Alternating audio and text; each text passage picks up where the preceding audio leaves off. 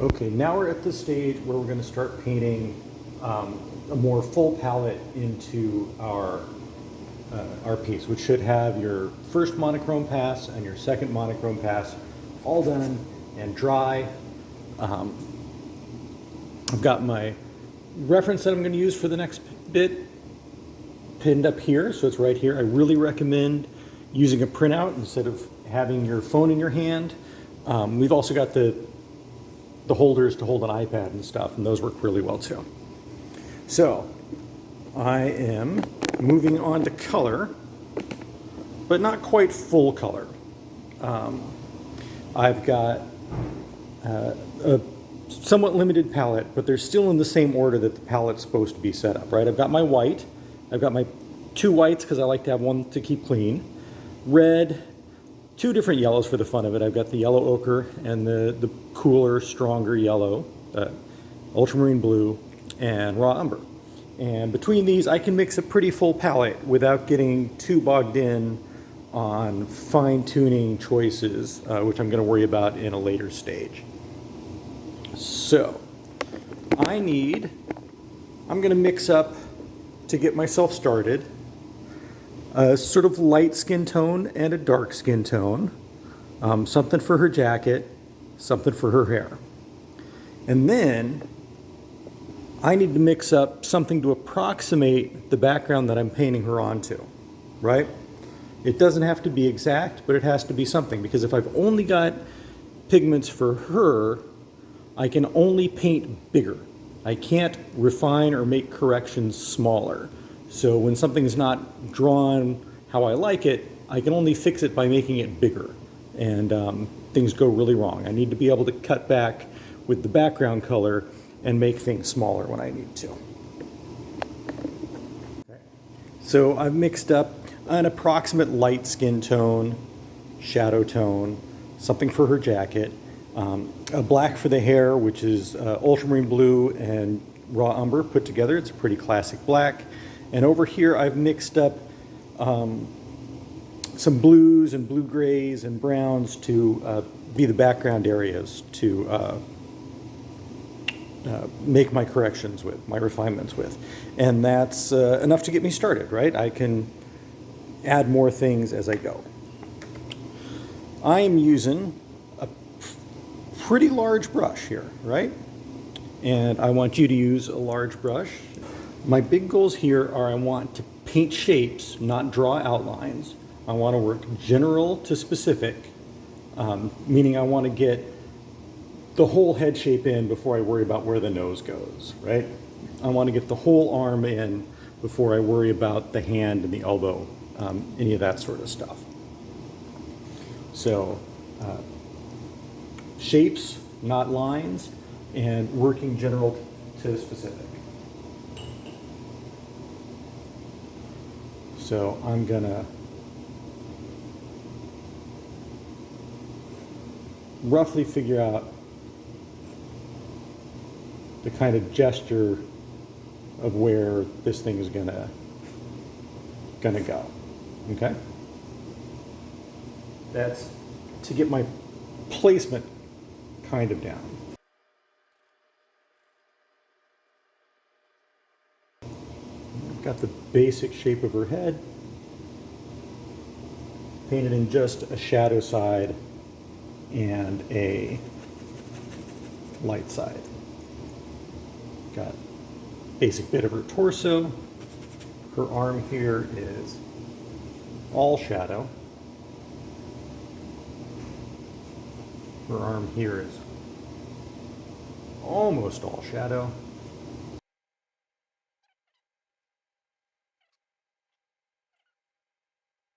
And then laying in the general mass of her hair. Okay. Now, if you've already got,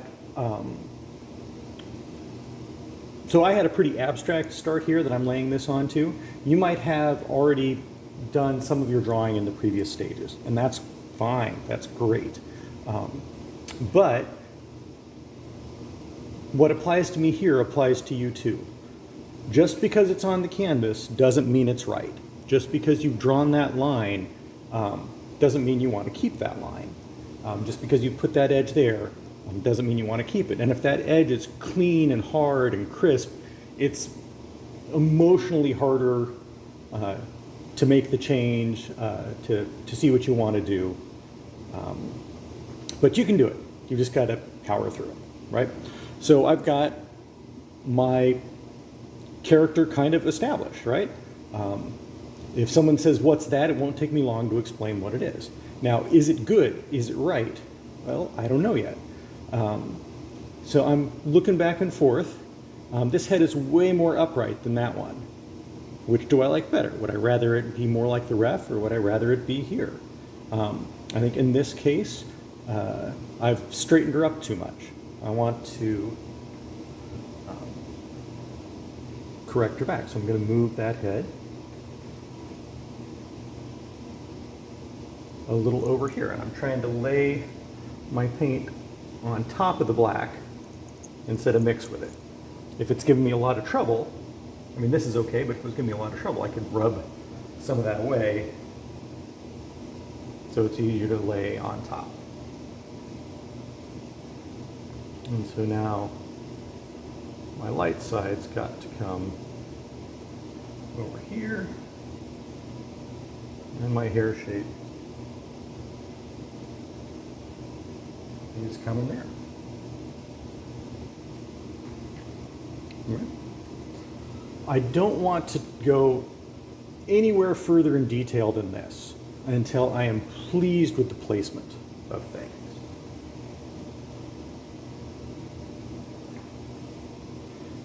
I want this shoulder to start higher, which means I want to come in under here and correct that edge, right? And this is going to make kind of a halo around her because my background paint isn't going to match the background.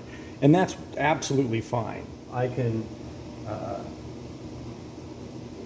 work on that later if I want it to go away, right? How big is this arm? Where does it have a sharp edge? Where does it have a sweep? Right? It's my choice how slavishly I want to follow the reference. I can change the position of the arm. I can change the proportions. I can stylize things. Ooh, that was way too hot, but I'm going to leave it. Right? I want a shape that indicates the hand. Ideally, it won't be a mitten. It'll be something a little more dynamic and reflects the pose, the gesture of it. So this should be a little like we're doing a painting of a very, very blurry photo. And once our blurry photo looks good, then we start replacing it with a photo that's less blurry. And working this way, we have a lot more control. It's a lot easier to make decisions about what each area should look like, how finished something should be, and it leaves us open to some happy mistakes. Since this is a short demo, I'm going to skip ahead a little bit. I would really want to take this whole thing up a little more, but I'm not going to do the whole thing because I don't want you guys to have to spend the whole time watching it. All right, so that sticks out too big. So here's my background color to correct it. That comes up too high. I want to, there's my background color to correct it, right? And this halo effect here, I'm not going to worry about. I can fix that later. I want to get that crook to the arm. Right. This goes. And then swooshes. Trying to get a little more of that.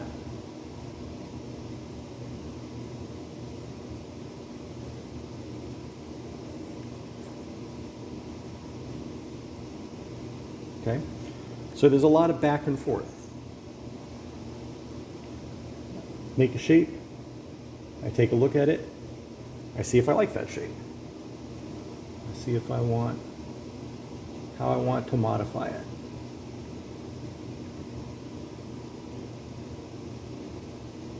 And that's, I want a little more of an angle there, so I'm using my background color.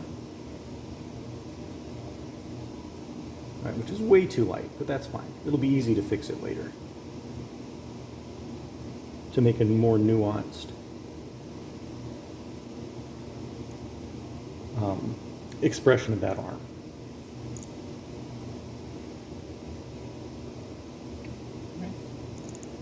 Wrist should be thinner.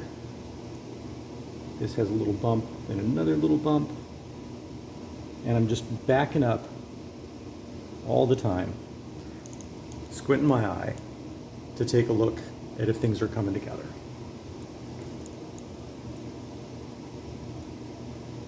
Got my blurry head.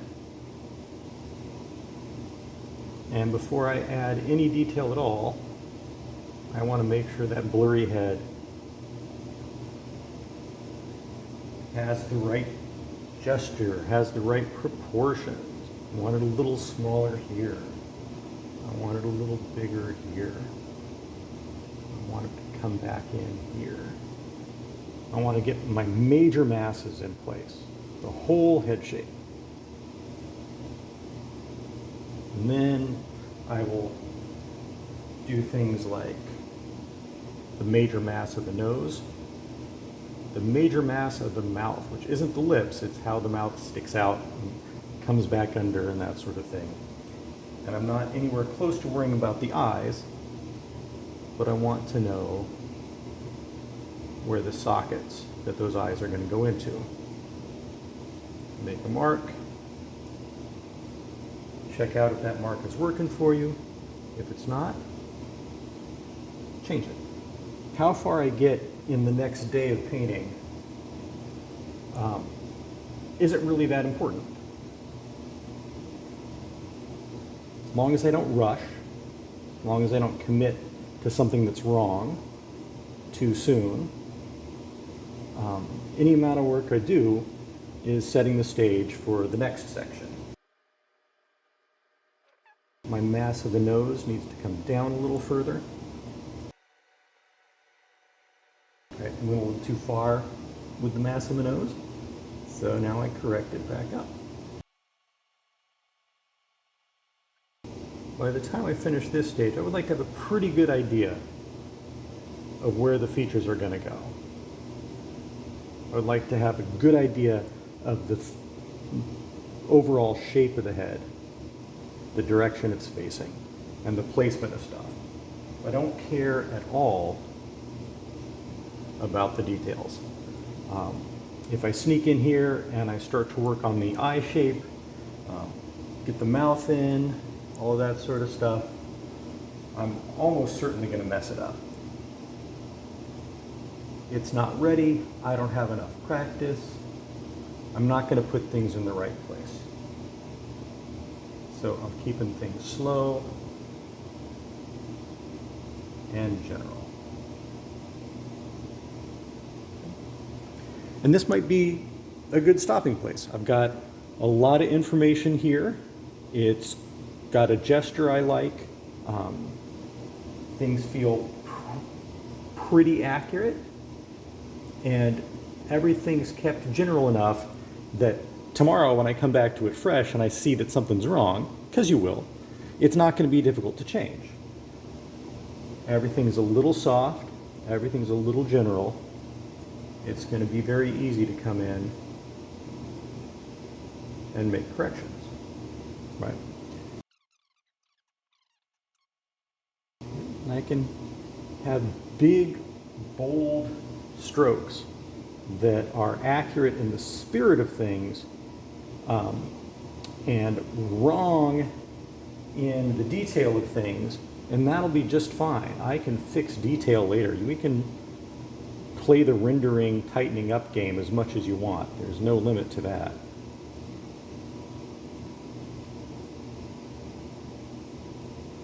right now, I want you to work on the form game, getting that idea of three-dimensionality, getting the proportions you want, getting the rhythms you want, getting the placement you want, getting the acting you want. I don't want to see nostrils, eyelashes, even eyelids really. I'm thinking about changing the hand that I've got in the reference. I don't quite like the one that's there. I'm going to sketch in the idea for a different one. And when I come back tomorrow, or for the next session, I can see, do I think that's a good idea? Do I want to keep this new idea for a hand, or do I want to do something more like what's in the reference?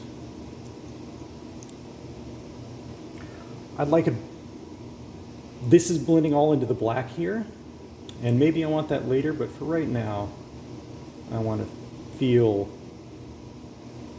better where that hair mass is, where that shoulder ends, and that sort of thing. So I'm putting this shape here to delineate that. I might come back and turn it back to black and blend everything back in later. Don't know. Okay? So this is the way I want you working today. For the next few sessions, right? We're working with as big of a brush as we can. We're trying to make shapes way more than we're making lines. We're going general to specific. We want to get our major masses in place, and we want them to feel three-dimensional and feel like they're pointing the right direction before we worry even for a second about drawing a nose, drawing a mouth, right? I want to go for as long as possible without drawing anything.